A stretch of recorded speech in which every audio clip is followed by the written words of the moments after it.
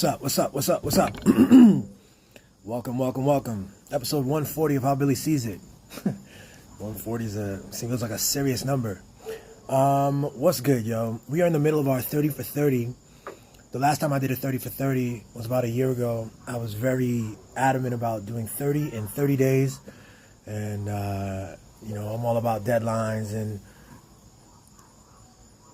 hitting these markers. And so I did it back then. And then today, this time, it's going to be 30 in like 35 days. It's going to be 30 in like 40 days or something, I'm in a different space where it's important for me to get on here, but it's also important for me to not be so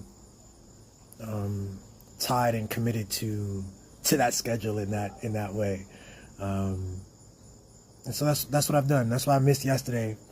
And instead of being up in arms about it or really beating myself up about it, I'm like, you know what? I'll be on today. Maybe I'll do 2 today if I'm feeling it. If not, it's all good. We'll catch up. The other reason, apart from just missing, I wasn't really feeling it yesterday. I also kind of wanted a break, man. I just wanted a break. It's really heavy stuff going on to be talking about. Of course, we could talk about lots of other things, but there's also very heavy things going on. We could talk about a whole spectrum of things that are much more lighthearted. But I think a lot of other blogs and websites and other videos and things are doing that. How Billy Sees It is a place to get into the crunchy bits, man. It's to get into some of the more challenging parts and to talk well about them. Places, the things they tell us not to talk about, the politics and the religion and the spirituality and the identities, to get into that. I also said last time I wasn't going to mention Charlie Kirk anymore. I said that would be the last time, but I guess I've broken that rule because we're about to talk about Charlie Kirk again a bit more. I'm going to talk about Charlie Kirk and about the successful assassination of Charlie Kirk, which was a couple of days ago. They got a suspect. I think he's admitted to it. I could be wrong, but it seems to be a pretty clear suspect. He was detained by his father, and his father called the police and made sure they got the guy. And he was born and raised out in like Midwest, white guy, MAGA in the family, Republican. I think both parents are. Might be MAGA. Might also. Well, he certainly was gun trained. He's one of these, gun enthusiasts as well. So that's what's happening now. And if you think about that, think about what people were saying in the last couple of days. Think about all the stuff on Twitter. Think about all the crazy, kooky, problematic, doofy people on Twitter who were excited to be talking about the left, talking about ready to see if it was a trans person or a black person, ready to start some beef over that, ready to talk about taking up arms. Think about the people that met up in California. I saw a video of a bunch of guys met up to mourn Charlie Kirk's death, and instead of just mourning, they turned it into like a rally where people are screaming, "White men fight back." I'll try to find that video when I make the reel of this. I'll put it in there. They're chanting, "White men fight back." Obviously, against who? Against all of the threats. Against all of the threats that Fox News tells them is a threat, and that Daily News tells them is a threat. It's so funny to watch the president, Trump, come up and give his divisive speech about the radical far left and all this stuff. It's absolutely absurd. There's so many examples of across the political spectrum, this political violence. But again, he has a story he wants to tell. There's a narrative he wants to hit home. He wants to speak to a certain audience to create a certain kind of bedlam. And I find it crazy to watch people dismiss this stuff away. I find it crazy to watch people hold on to their support for a president who was so willing to turn a terrible moment into another, to roll it into more violence. He's not a peaceful oriented person. He's not oriented in truth. And neither are so many other people who are in our political spaces, and it's really sad. And that means also in our media spaces, and it means in the conversations that we have in our communities. And it means that there are groups of white men who are still fuming about Charlie Kirk and still want retribution and will still concoct it, whatever they need, because they concocted it a couple of days ago. And now that we have a a potential right-wing, gun-toting MAGA family, the white guy, white-on-white crime, again, you know, will we see them retract some of the stuff? Will people have any shame? Will people take down some of the tweets? We'll see. Will the people who were in that rally talking about white men fight back, you know, do they feel silly at all? Will they engage with the new information and reframe things and understand that there's nothing to fight back? White men are not in some collective, you know, victim category and don't need to be fighting back. Again, just open-ended. We already know, you know, the kinds of ways that they want to fight back. You know, Trump is, I mean, everything from, people are calling openly, people were a couple days ago openly calling for retributive gun violence against someone of the left, right? Because people are so dumb and the discourse is so debased and so lazy and stupid and rooted in bad labels, teams and categories and political party garbage. This is the work that this show, How Billy Sees It, what we've been doing here this whole time. Like, when I talk about words and I talk about language and I try to have us understand the difference between a word and the difference between a narrative, the narratives that we receive in our news feeds versus the truth about what's happening in the world. And we get into the weeds on what words are and how narratives form and psychology and sociology and identity. This is it. This is what we're doing it for. I'm not doing it because I like to talk. I could talk about lots of things. I'm doing it because I'm actually really interested in and fascinated in this kind of thing. And I want to say the problem is, and the reason people don't get this, like I said in my video yesterday and like I said on social media, like, I'm not reveling in this moment in the death of the man, but Charlie Kirk contributed to the backwardsness of our political discourse. The backwardness of the political discourse that doesn't allow us to see each other, that lets these animosities fester over nothing and then eventually leads to political violence. It is imperative that we speak better. It is imperative that we communicate more accurately. It is imperative that we learn how to be discerning, that we pick up media literacy, and that we find ways to marginalize people who are lying, people who are divisive, people who set up an us and them concept in their reporting of information. People who are, we have to discern and be interested in people who are interested in truth, and we have to corral around the truth tellers, which at this point in 2025, the truth tellers are involved in a game of unifying. They're involved. You notice who's a truth teller by their capacity to use unifying language. The people from the prior media space, their whole thing was, and you saw this, people have done this analysis several times over, media literacy analysis. Noam Chomsky wrote about this in several books and essays. The buzzwords, the labels, the left versus the right. It doesn't help us see. It doesn't help us understand. We exist in a space, this thing called this consciousness, this experience. That's why you have to kind of, to really understand this, you have to merge multiple disciplines. You can't just be a journalist. You can't just be a historian. You have to merge quite a bit to understand that, like, we exist in a space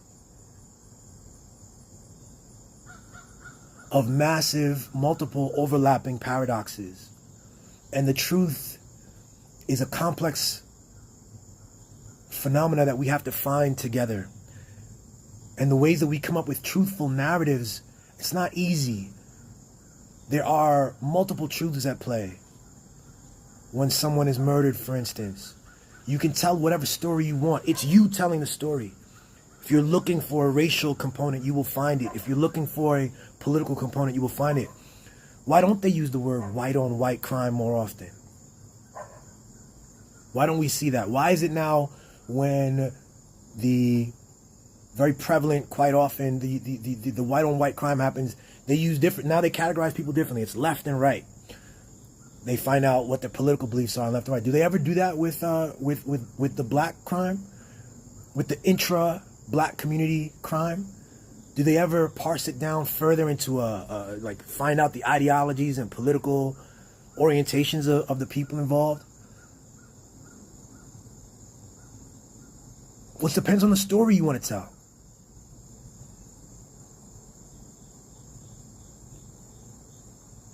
And the reason you won't see me crying about Charlie Kirk, even as I recognize that it was a horrible way to die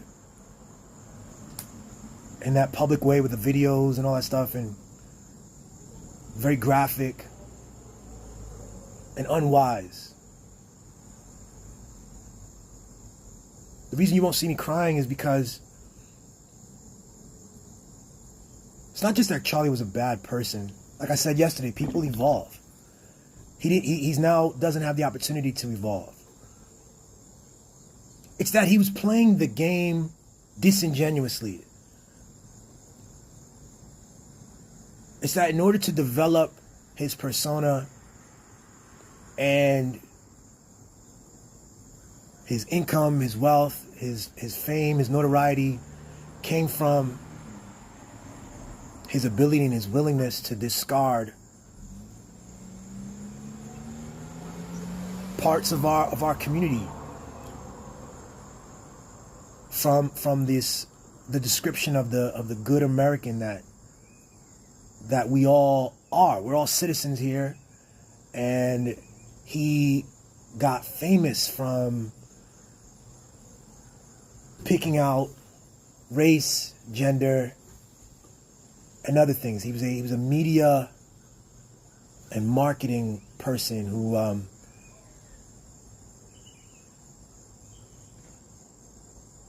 as I said in my other thing, he's a descendant of Samuel Cartwright. This phenomenon is always there, and it's legal. It's not something I don't think there's a law. Like I believe in the First Amendment. I believe strongly in the First Amendment. So I'm not, but you know, the ability to use your intellect and your creativity that we all have, Charlie Kirk chose very specifically to ingratiate himself with kind of concepts of white identity versus black identity.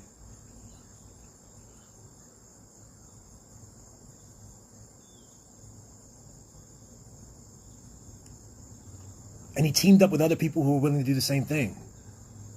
When they all have their different platforms and they collaborate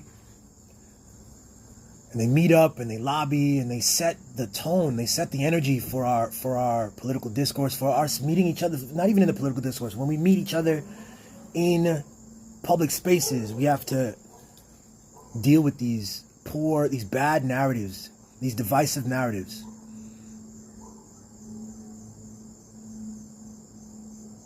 The funny thing is, I'm weeks now into a conversation with a friend of mine, a friend from high school, ex-military guy. And we were talking about, he had an issue with intersectionality. He was arguing with me that intersectionality is something made up and it's harmful and it's not real. I've done a whole episode on intersectionality. He said that intersectionality, what it does is intersectionality implies that the most important parts of people are their race. The most special and important parts of people are their race and their gender in these categories, and that it elevates that unnecessarily. And I had to remind him that intersectionality isn't that at all. It's an academic framework that is a response to people like Charlie Kirk, in fact. Intersectionality is an academic framework that helps us look at the world and understand how, from Samuel Cartwright to Jesse Waters to Bill O'Reilly to Ben Shapiro, to Matt Walsh, to Dennis Prager, they invent ways to carve out and remove certain rights from groups. They can justify certain things. They argue against the full rights of women as equal to men. They argue against the full rights of queer people as equal to straight people. Charlie Kirk famously said that black people, black women in particular, can't process. Their brains can't process. And he wasn't joking. He was serious. He was talking about a Supreme Court justice at the time and a member of Congress. And he talked about other people this way. He feels, and he promoted the idea that these separations, that the skin pigmentation, skin melanin, that someone's sexual orientation and gender are meaningful differences that should play out in our political sphere, that they should have different rights and different approaches to politics, that men have a stronger sense of what is politically smart and good. Of course, that's stupid and made up, and it's not true. But this undergirded the politics and the way he spoke about the world and the way he approached it.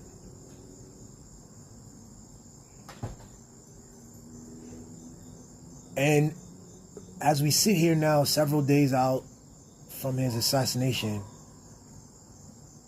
I would be saying these things if he were alive or not. Like, being alive, his death doesn't really change. I have the same, like, people, if you know this website, you know what I'm doing here, it's the same work. It's the same work that goes on to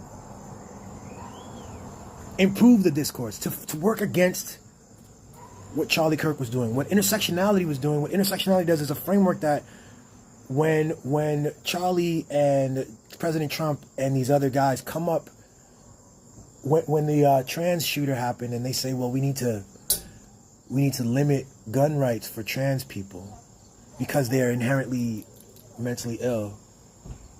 Intersectionality reminds me that I don't have to be trans to care about that. When some of these guys, Charlie Kirk, I believe, if not the people in his circle, and they imply that voting rights for women needs to be curtailed, I don't have to be a woman to care about that. And it reminds me that I have to lock arms with these other groups that I'm not a part of. Even though I'm not a part of them, I recognize that I too am potentially a victim of this narrative building. The narrative building that, let's call it right-wing media, Charlie Kirk, Ben Shapiro, these guys, they persistently come up with ways of excluding us.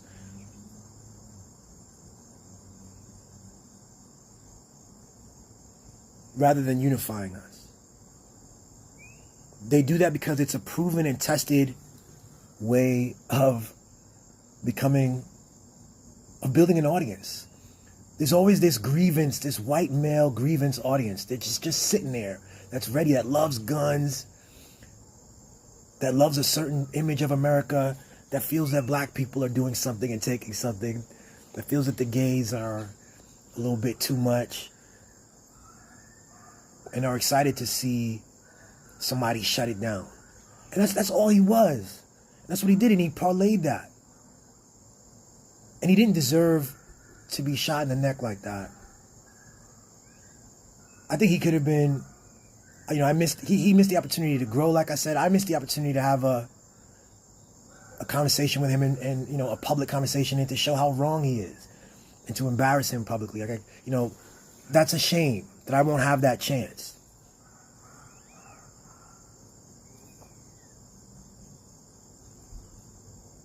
But that's the violence that's occurring every day.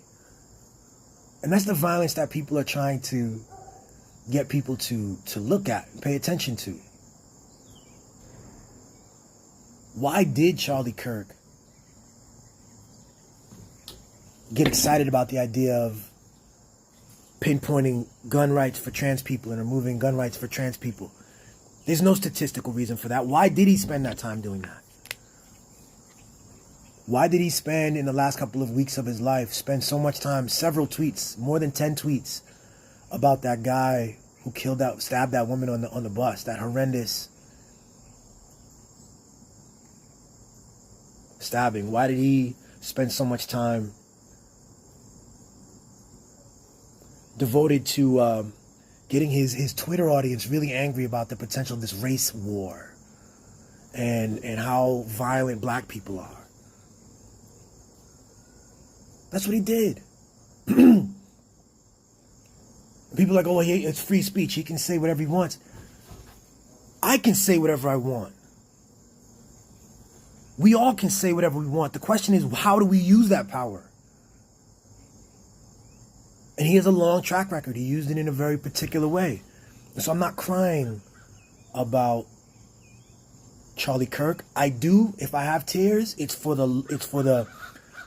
just how degraded our political discourse has become. Our political discourse is so bad, and it's been for so long, that it comes to this. And as it continues, and it comes to this because of Charlie Kirk again. And as it continues, you see that all these people, like I said, excited about some retribution and get the left.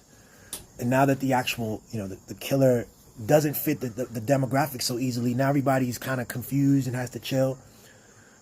We communicate poorly, yo. We communicate like children. We aren't in tune with our intentions. We aren't in tune with our root beliefs and fears.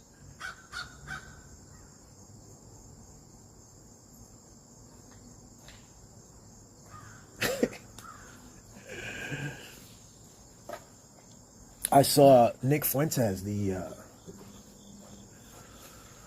Nick Fuentes. I can't believe I'm mentioning him now, but Nick Fuentes did something about Charlie Kirk and was surprising. Nick Fuentes is known for, his kind of white separatist beliefs and all this stuff. And I thought he would be on the Charlie Kirk thing here, on the high octane. This is more violence from the left. What are we gonna do? We gotta stop the left. They're violent. Nick Fuentes actually said, he said he was asking for calm. He was saying that something is, we don't know enough. He was actually speaking in very Christian terms, talking about God and humility and how God is testing things. It was funny to watch him, and I was just thinking, like, I speak about God and sometimes I don't speak about God in specifically this sort of religious way, but in a universe context, we don't know enough. The people who are ready to get angry and to take up arms and to get retribution, you don't know enough.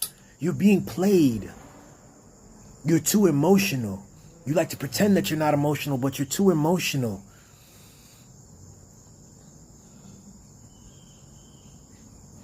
We have to grow. We have to grow into a political discourse that is meaningful, that is attempting to find truth. See, the political discourse is one thing. This is why I put all the weight on the journalists, frankly. The political discourse is rooted in, it's a game. It's a game where people are playing and lying and the whole deal. But the journalists have to, like, their role is to demonstrate a commitment to a deeper principle of truth. And that's why I'm so disgusted by the way they actually perform. We don't have any standards. We don't have any standards. There's no standards.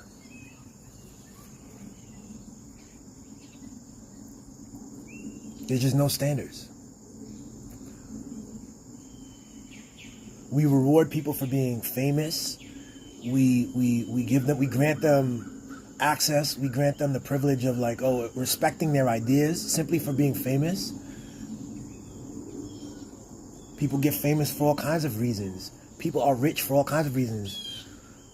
Doesn't mean that they have any real insight. Doesn't mean they have any wisdom that they're worth listening to.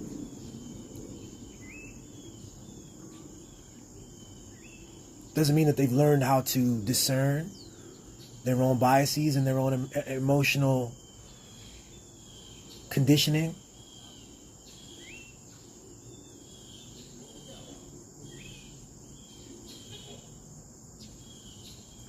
But the content rolls on, you know? Every day, more and more content. Here's what we know so far. Gotta get those clicks.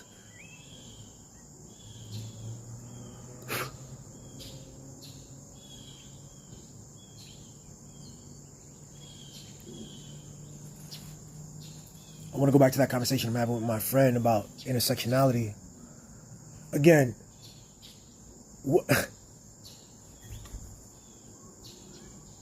how can I mourn someone who insists the kinds of things that Charlie Kirk insisted? I continue to mourn the fact that our discourse is so backwards. And I've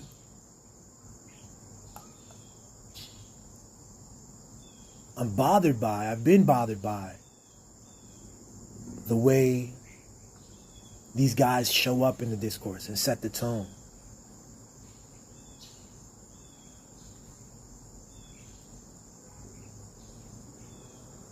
How childish is it to say like, oh, I have the right to free speech and so I must say nigger. I must invent absurd philosophies to like, or say offensive things. You have the right to say offensive things. You have the right to be racist. You have the right to be separatist. But that's not what the world needs. That's not what our society needs. And that's not what is. Anyone who's actually interested in truth and comes at it genuinely arrives at the truth that it's all one thing.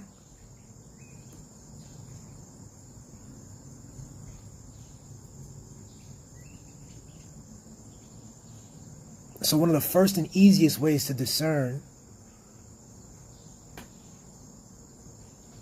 who isn't capable, who isn't worthy of like listening to, is to see who builds their platform and their identity on the division of an identity, on the division of these labels. Builds a narrative about the world that uplifts the idea that there's something different about me and you, meaningfully different, that needs to be, you know,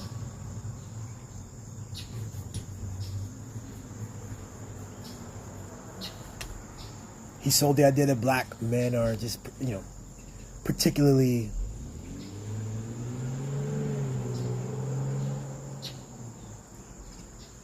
violent. He has the statistics and the data to prove it. He speaks it confidently. But he doesn't realize that you can tell whatever story you want, you know? We got to understand that the discourse, you get to create the discourse. You get to pull whatever stats you want to tell whatever story you want. And that's what people are doing.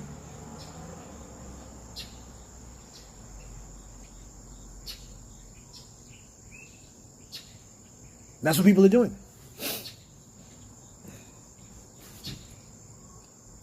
So what you have to ask yourself, who are you? Who am I? What am I doing? Why am I pulling these stats? Why am I telling this story? I mean, if you're a mature adult, that's what you do. Particularly when you have a platform the size of something that the Turning Point was, or the size of some of these blogs.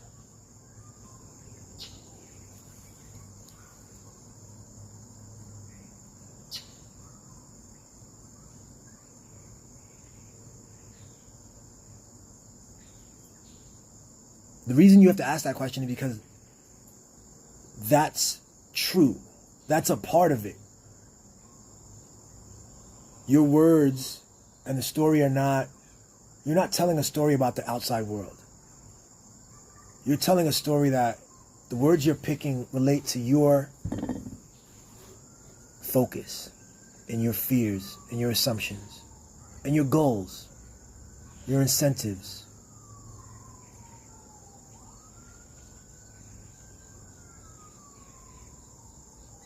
So you can't make me, you cannot make me mourn one of these people who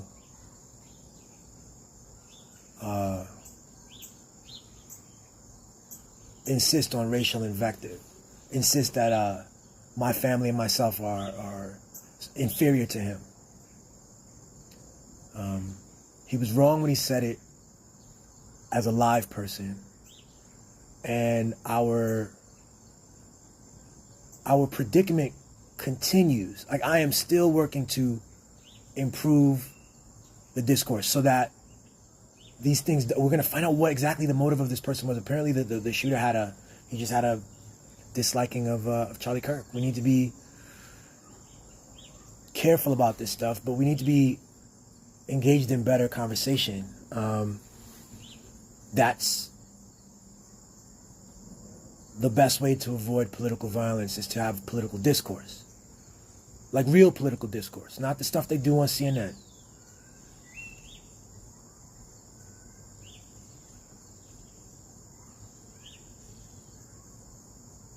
Not Scott Jennings, who comes in with the label of, like, he's the MAGA spokesperson. His job is to repeat whatever Trump says and to do so in a smarmy and, it's like genuine discourse. Genuine political discourse. I'm thinking about doing an episode on my computer when I get back on my computer where I break down this left and right thing. To me, that's one of the best ways to pull us away from talking about things in its deepest truth and talking about building a proper narrative for what's going on in the world. The best way to pull us away from that is to reduce things to left and right. And that's why they do it so often. The people who rely on left and right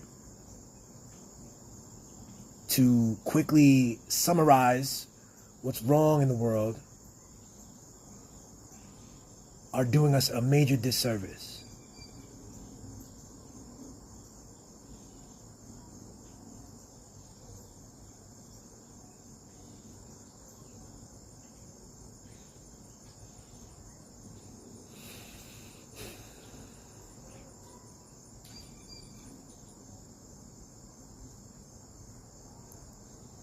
And as I think about it, I realize that there's not much we can do other than to build an ecosystem that slowly develops an intolerance to this kind of stuff. You don't want to mandate speech. You don't want to mandate whatever good speech. I could define good speech for you here, and I don't want to step into a legal space. This is a cultural movement and phenomena that encourages real conversations, full conversations, whole spectrum conversations, that actively pushes against certain walls and barriers and separations. The separation of like politics versus the non-politic stuff. It's fictitious, it's not real.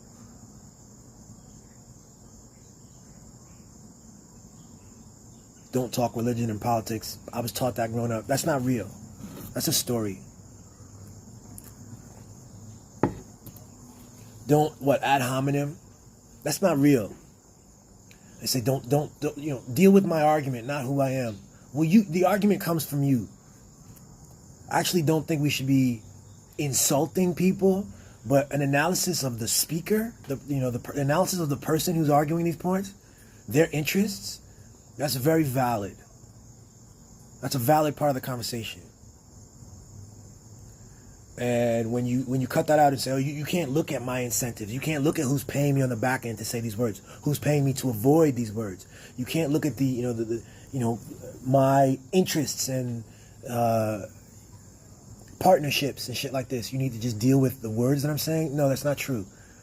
And that's not full and good discourse. I'm grateful, as I said, the journalist is to me in society. That's the role in the American secular society. That's the role of the truth teller. Those people claim to be truth tellers. They market themselves as truth tellers. They sell books as truth tellers. They give speeches on college campuses as truth tellers. And so I think the pressure point is obvious for them to actually be who they claim to be. And beyond that, beyond the booksellers, we're just in a new era where we are all journalists. And I'm grateful for that. I'm grateful for it. I also recognize some of the harms. I mean, this like,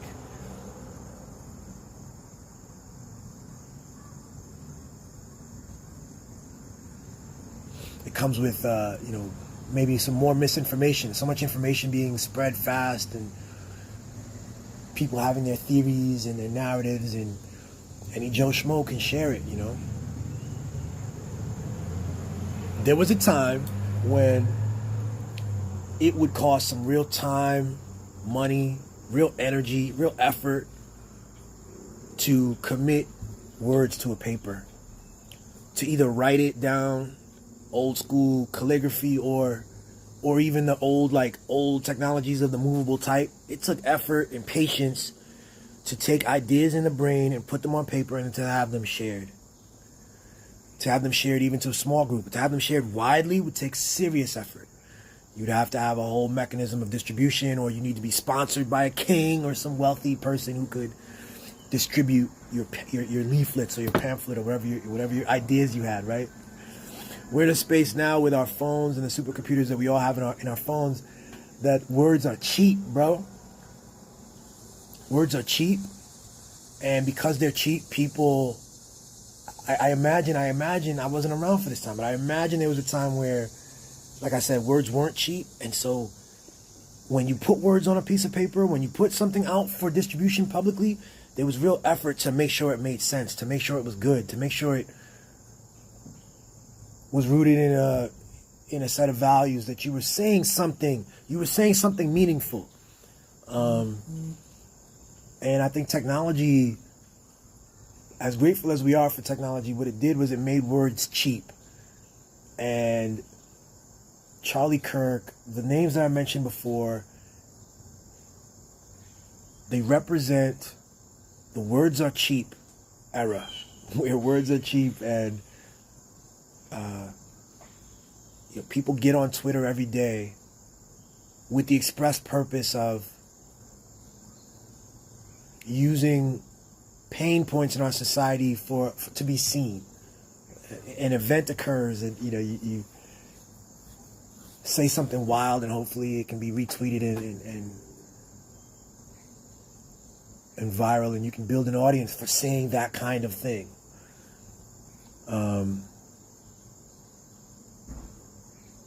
Charlie Kirk was not alone. He was not alone. But what I'm grateful about in the coming, in this evolution of the political discourse, I'm grateful for the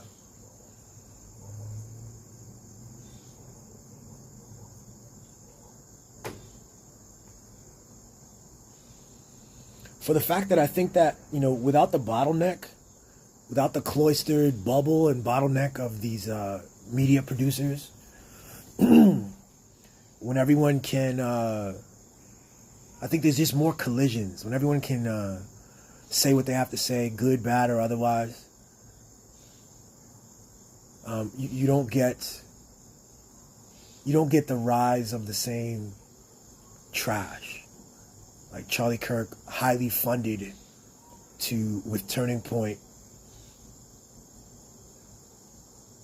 built this organization, or Ben Shapiro and the Daily Wire, build a media network with all this funding. People with their phones can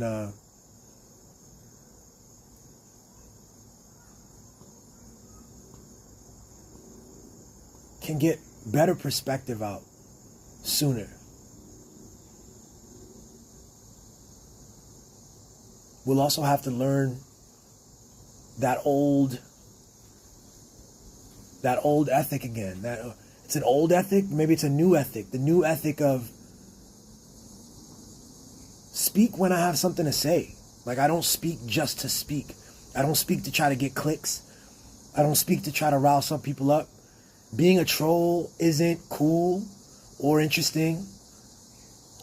It doesn't make you an interesting person.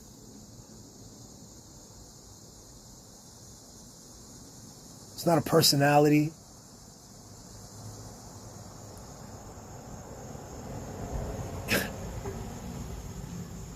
Speak when you have something to say. Speak when you have something to share that is meaningful. I think it's just going to develop, I'm going to do my part to keep talking as I've done. And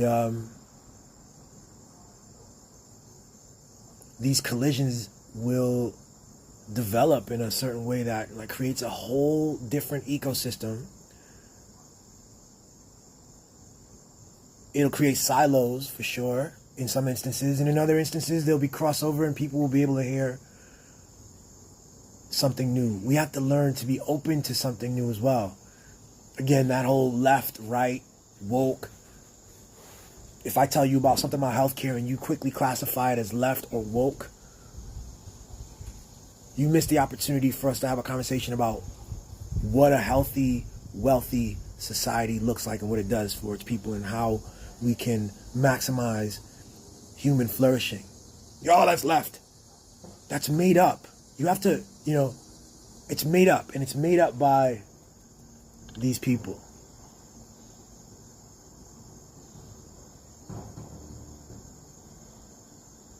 It's made up by people who prefers to talk on that level so that they can win arguments,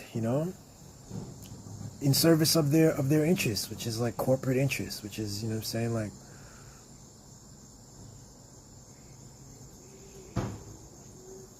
so stop talking left and right. Stop talking like that. Grow up.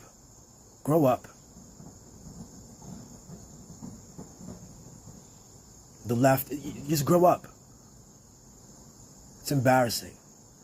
When I hear someone quickly start talking about the left does this or the right, it tells me how goofy and limited you are. And we have to do better. We have to do better. I truly wish I could sit across from even the people I dislike very much, whose ideas I disagree with very much. I want to sit across from them and demonstrate the difference between them and me. Intellectually, morally.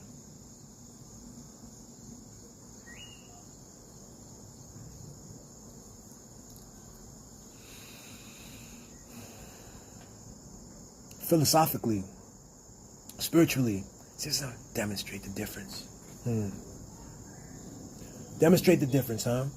For someone like Charlie, yeah, who insisted that there's a difference, yeah.